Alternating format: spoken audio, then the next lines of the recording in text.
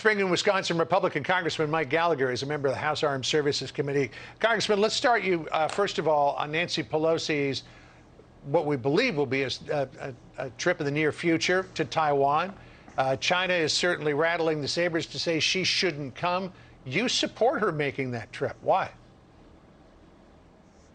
Well, the Chinese Communist Party is trying to intimidate us. They're trying to coerce us. And remarkably, it seems the Biden administration and Biden's Pentagon is helping them do that by proactively backing down and telling Pelosi not to go. And it raises an important question. If we're too afraid to allow congressional delegations, as the Taiwan Travel Act explicitly calls for, it calls for increasing interaction between leadership of all levels in both countries. If we're too afraid to let that small thing happen, how are we ever going to expedite arms sales to Taiwan? For all this worry about, when will Xi Jinping start an invasion of Taiwan? Will he do it? I would submit to you that this is part of the invasion plan. In some meaningful respect, it's already begun by trying to coerce us, by trying to get us to be afraid and lose our will to defend Taiwan. That's how they hope to achieve their objectives, potentially without fighting. You put out a press release on this, and let me just quote partially from it. You wrote, quote, "This is a bad message from the president, who said that the U.S. military leaders don't want her to go, and an overall weak message for U.S. foreign policy. I urge Speaker Pelosi not to back down. In fact, I think the right approach right now would be to take a bigger congressional delegation and reach out to congressional Republicans and bring them along on the trip and send a strong message that we won't back down in the face of Chinese intimidation." You think that there's a rare moment here for bipartisanship in standing up to China? I really do.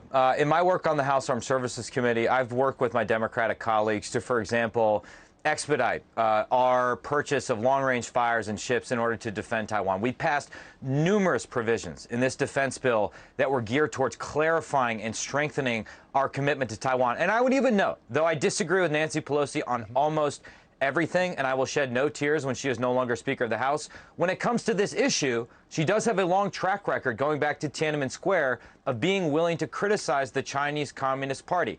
I would urge her to continue that, reach out to folks on my side of the aisle, invite them on the congressional trip. I think we have a rare opportunity to send a bipartisan message of strength as opposed to backing down, projecting weakness, and that weakness inviting further aggression by the Chinese Communist Party. Which brings me to the point that I was just going to ask you about. If the U.S., if the Biden administration does not get more assertive toward China, which has always complained, but now it's at the point where it's trying to push the U.S. around. If the Biden administration doesn't get more assertive with China, is it inevitable that they'll make a play for Taiwan?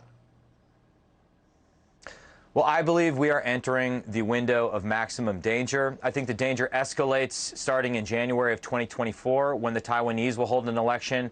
And that same year, we will obviously be consumed with our own presidential election, potentially distracted.